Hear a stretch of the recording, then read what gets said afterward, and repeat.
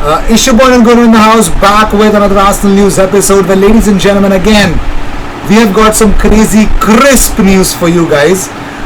Super League and of course Arsenal getting linked with Manu Locatelli again. But this time the news that is coming in is coming from Italy, and it's a stronger links to Arsenal. So let's just jump into the news that we have, because we have a lot of news. First, the UEFA Executive Committee member and head of Danish FA Jesper Moller tells broadcaster DR he expects Chelsea, Real Madrid and Man City to be kicked out of this season's Champions League. He says the clubs must go, and I expect that to happen on Friday. And Sami Mokbel tweets out that government will come under pressure not to award work permits to Premier League's breakaway 6 for new foreign signings if the ESL or European Super League comes to fruition, would effectively prevent them from recruiting overseas players. Alexander Seferin says these are the so-called big clubs. It is clear that the big clubs of today were not always big clubs. Juventus were in Serie B. Man United before Sir Alex Ferguson was I don't know where. We will do the sanctions we can do within the law, of course.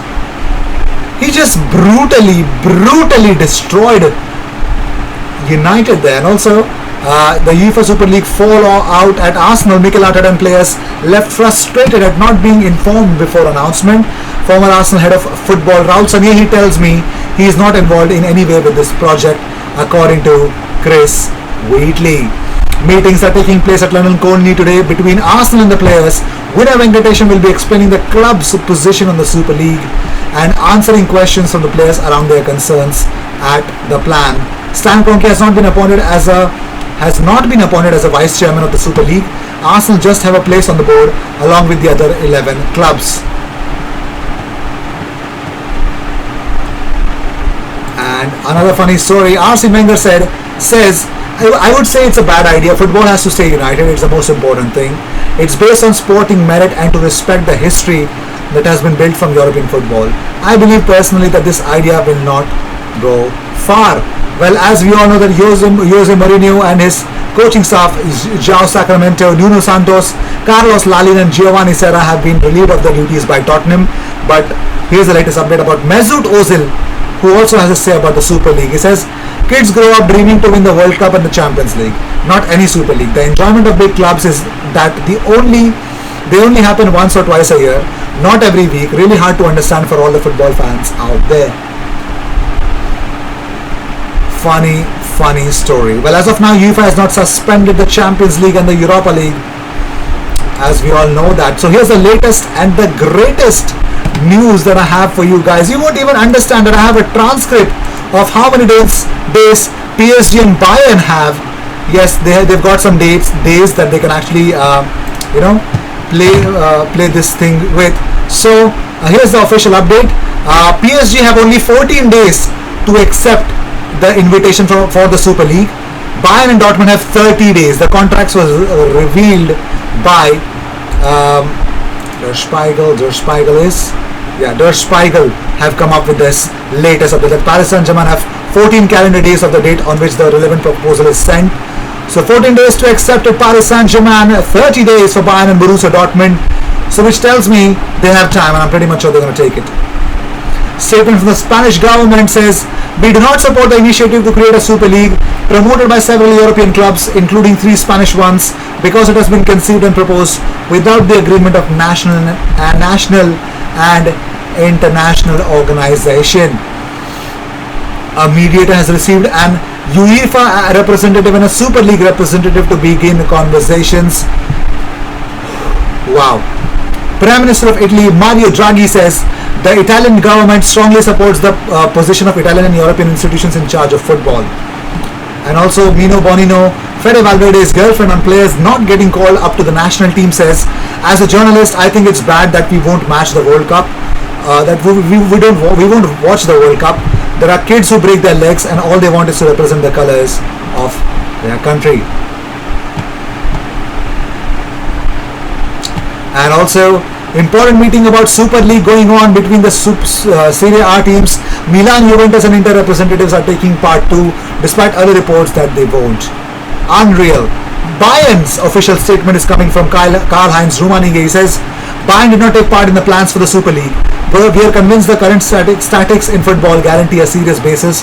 Bayern welcomes the reforms of the UCL because we believe it's the right step for the development of European football. Big step, ladies and gentlemen. Unreal thing. Also, regarding the damage done to the smaller clubs when these top clubs leave their major leagues, the Super League has planned a solidarity fund of around 10 million euros, which would be about 6 million more than what UEFA is currently contributing. This is huge, ladies and gentlemen. No, we're not talking small. But moving on, so Boca Juniors will turn down the chance to sign Lucas Torreira this summer as the club don't like the chances of getting the player, with Arsenal demanding 1 million euros for a season-long loan fee. Boca want to sign Bologna midfielder Gary Medel instead. Crazy stuff. Also, according to the Athletic UK, the founding clubs of the Super League will receive 3.5 billion euros shared between the 15 clubs upon joining, and this would be targeted at offsetting the losses sustained during the pandemic and to support infrastructure investment plans. The clubs also argued that this would not constitute a selfish pursuit as they have pledged $10 billion euros in solidarity to the European football pyramid over 23 years, which they claim is substantially higher than the current offering under UEFA. Some owners of the breakaway Super League clubs would be secretly delighted if their players are banned from playing for the national team, as they get, the risk of injury is less.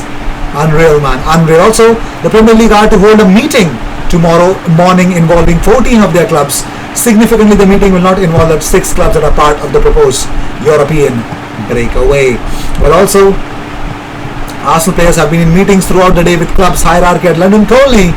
Chief Executive Vinay Venkatesham has been leading the discussions and explaining why the club believe being a part of the Super League is the best way forward. Now, Arsenal owner Stan Kroenke is in the United States and is not due to fly over. Kroenke will have a place on the board of the Super League along with owners of each of the 11 founding members, but will not be appointed as the vice chairman.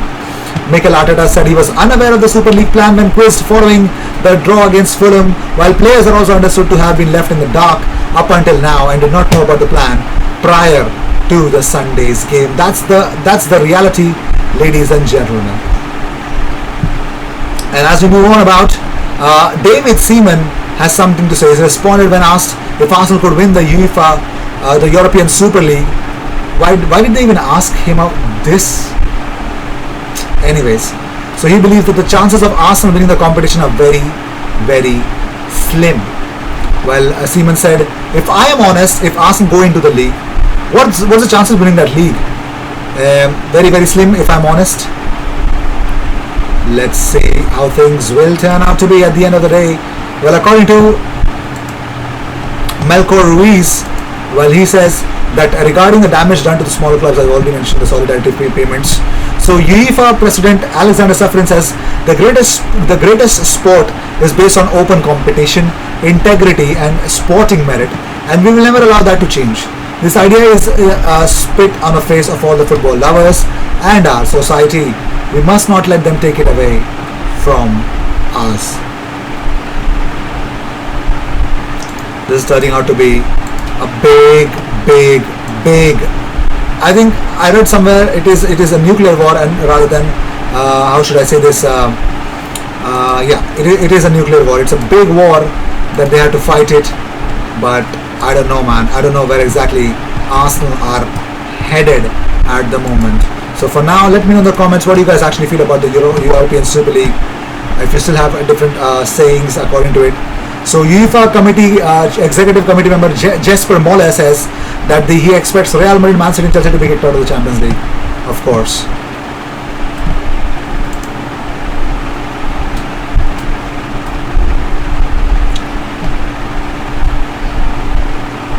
And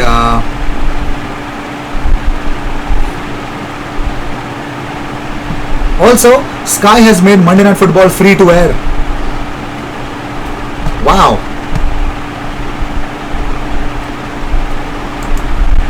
Wow. What? Okay. We agree to it. Anyways, so moving on. So apart from this, we got the talk about Locatelli. Well, yes, with Locatelli and Boga as possible starters, Berardi is a flag to be armored. The number 25 is once again the man of the future. So it is easy to lose Manu Locatelli this summer with Arsenal joining Juventus and other very noble suitors, and the player who has already expressed top club ambitions. It is possible that Boga can also leave if the right offer arrives, and perhaps also Dese, with which the specialized sites give their near to Shakhtar Donetsk. But who Sassuolo cannot afford to lose. If he wants to continue growing, is Domenico Berardi fresh off his return after a month's break, celebrated with a brace that led him to overcome the remarkable figure of 100 goals and to confirm himself as only essential asset for Sassuolo. So bigger opportunity is that Manu Locatelli to Arsenal might be a strong possibility. So with this we end this episode. Thank you so much for tuning in. If you see daily Arsenal content, best place to be, consider subscribing. Cheers.